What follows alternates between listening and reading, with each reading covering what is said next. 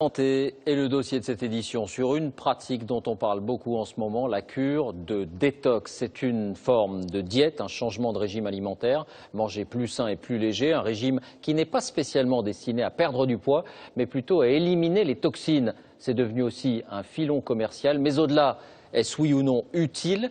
Est-ce efficace? Qu'en disent les nutritionnistes? Dossier signé Jennifer Nock, Mathieu Birden. Alors le fromage, je le mets de côté. En janvier, opération détox. Et pour Marine Levert, tout commence dans le frigidaire. Le foie gras qui n'a pas été terminé malheureusement de côté. Là je suis en train de trier les produits que je vais garder dans le frigo pour la détox. Les plats préparés avec leurs colorants et leurs conservateurs, elle va les donner à ses voisins. Haro aussi sur les graisses et tous les sucres.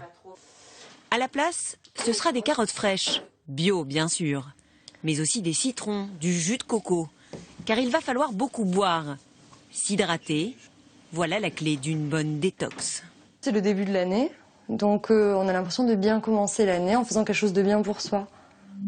La détox, dernière formule miracle à la une de tous les magazines féminins.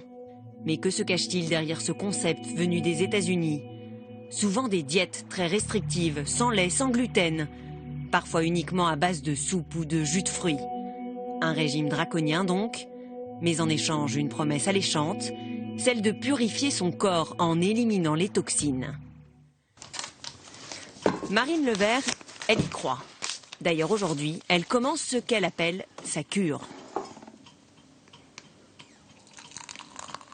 Une journée type de détox, ça commence par un petit déjeuner avec un citron pressé dans de l'eau chaude et on peut imaginer une salade de fruits, voilà, avec des fruits secs.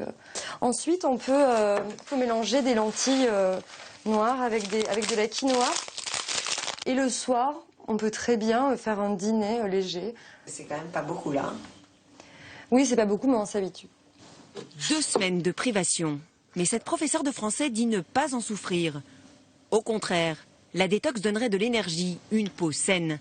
Elle aiderait aussi à prendre de la distance. On est plus conscient, on est plus vif, même si le corps, parce que le corps en fait est moins occupé à l'opération de la digestion. Manger des fruits et des légumes pour seul repas, est-ce bon pour la santé? Quand cela dure moins de 3 jours, pourquoi pas? Mais pour les médecins, passé cette période, il y a danger.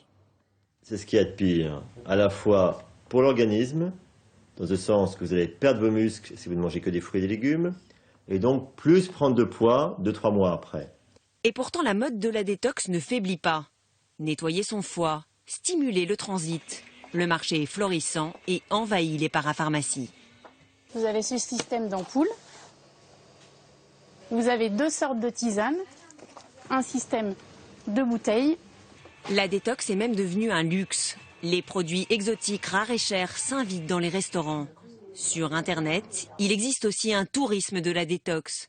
Exemple, 3 050 € la semaine pour une cure dans un palace. Un engouement qui laisse les chercheurs perplexes. Car jusqu'à présent, rien n'a montré que faire une détox permettait d'évacuer les toxines et les produits chimiques. Or, nous en avalons tous les jours dans nos aliments. Des polluants comme les PCB, les dioxines ou les pesticides, impossibles à éliminer. Ils restent prisonniers dans notre corps, stockés dans les graisses et le sang. Nous perdons ces molécules pratiquement toute notre vie. Il faudrait imaginer qu'on puisse nous faire une opération, une liposuction où on enlève la moitié de notre graisse pour pouvoir se débarrasser de ces... Mais c'est pas imaginable. Et c'est un peu notre problème, c'est qu'on s'en débarrasse très très mal. Alors, pour éviter les polluants, mieux vaut manger sainement tous les jours.